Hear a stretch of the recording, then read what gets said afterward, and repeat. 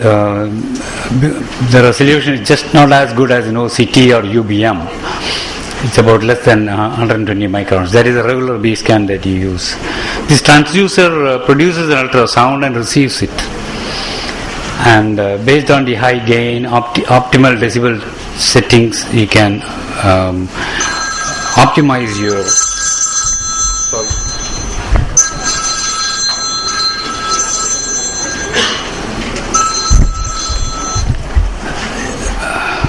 With good gain settings and decibel settings, you can take a good B scan. And as it is a barber's job, it comes on with experience. You'll be able to do a better job every time. By practice, it comes. And with good experience, you can even detect small foreign bodies in the vitreous, occult scleral ruptures. But you should be very intently looking at the screen as you do the B scan. Ultrasound live in the patient, real time. The indications in general, dense cataract, where there is no view, so you want to know what the retina is like. Vitreous hemorrhage, again blocking the view of the retina. Leukocoria, general indications. It's all given in the book.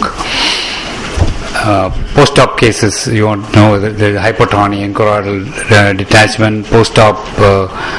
A lot of problems can be there. Post-op retinal detachment. B-scan, the main highlights will be it highlights the size, shape and contour of a mass lesion. It can highlight membranous opacities in the vitreous.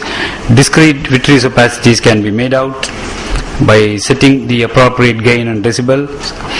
Abnormalities in globe size and contour can be made out easily with the B-scan, and as you have seen, that square-shaped eye, tricycle eye, and like that.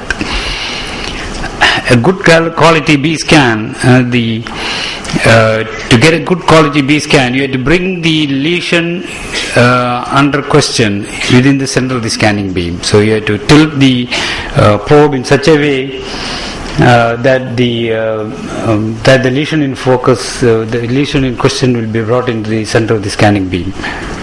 Patient lying down position. You can also do it with the patient in the sitting position with the back resting on a wall, and then you do it over the lid, closed lid. Pour enough gel over the probe so that the quality of the pictures are better, not on the bare skin.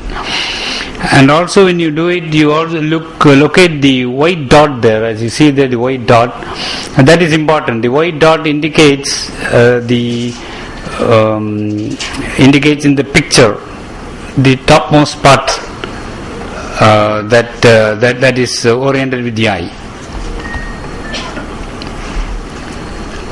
And you can do it in various positions, temporal to nasal. If you want to see the retina on the nasal side, you apply it on that is the 9 o'clock position, you'll get the 3 o'clock view. So the interface should be perpendicular to the area of interest.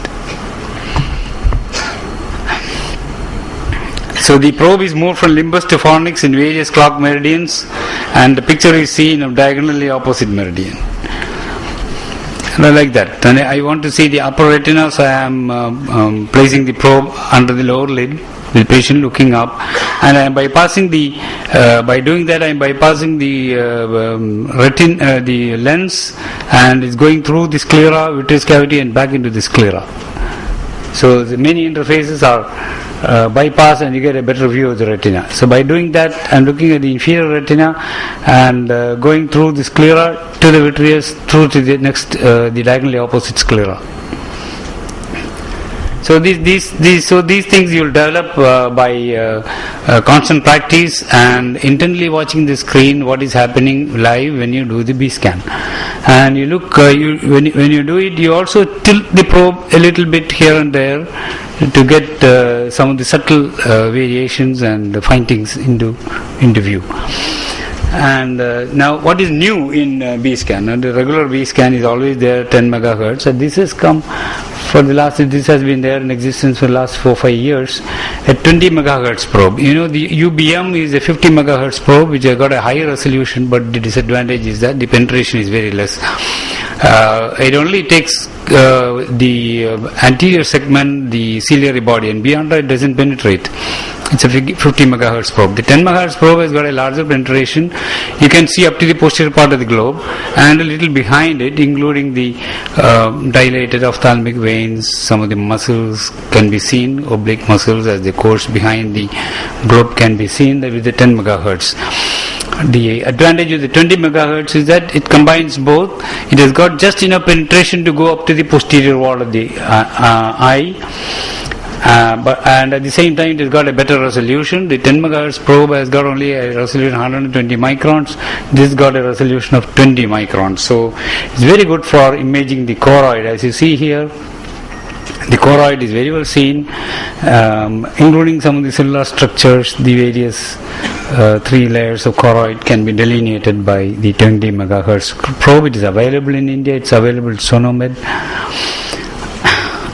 See here, this is the view you get with the 20 megahertz probe of the choroid retina sclera complex behind. This resolution is not available with the 10 megahertz probe. So that is all about B-scan and some initiation into it, some new things in the B-scan. Thank you very much.